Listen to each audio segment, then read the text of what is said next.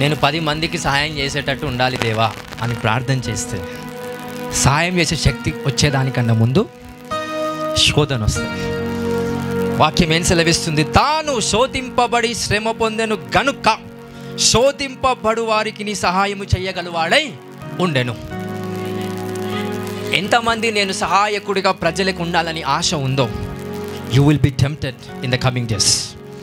ఆ టెంప్టేషన్ వల్ల you are the comforter, you are the helper to the whole people in the name of Jesus.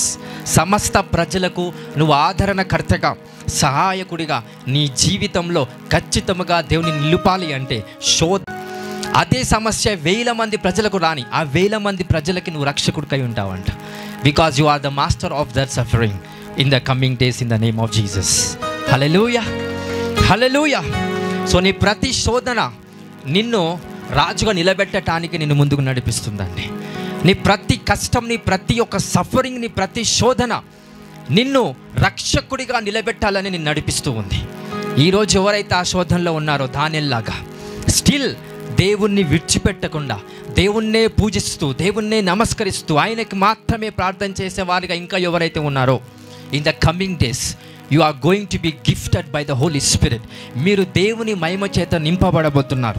ఆయన మహిమ వస్త్రము ధరించుకొని ఖచ్చితంగా ఈ లోకాన్ని సమస్త విషయములలో దేవుని జ్ఞానం బోధించగలిగే సమర్థులుగా మీరు మారబోతున్నారండి. హల్లెలూయా, హల్లెలూయా. You are going to receive the gift of the Holy Spirit. పరిశుద్ధాత్మ సంబంధమైన వరము చేత మీరు నింపబడి, మహిమ కలిగిన వస్త్రము చేత ధరించబడి, మీరు ఈ లోకంలో సమస్త విధములైన దేవుని క్రియలు చేయడానికి సామర్థ్యాన్ని మీరు అభిషేక రూపంలో పొందుకొనబోతున్నారండి. I give this prophetic very clarity in the name of Jesus. Hallelujah.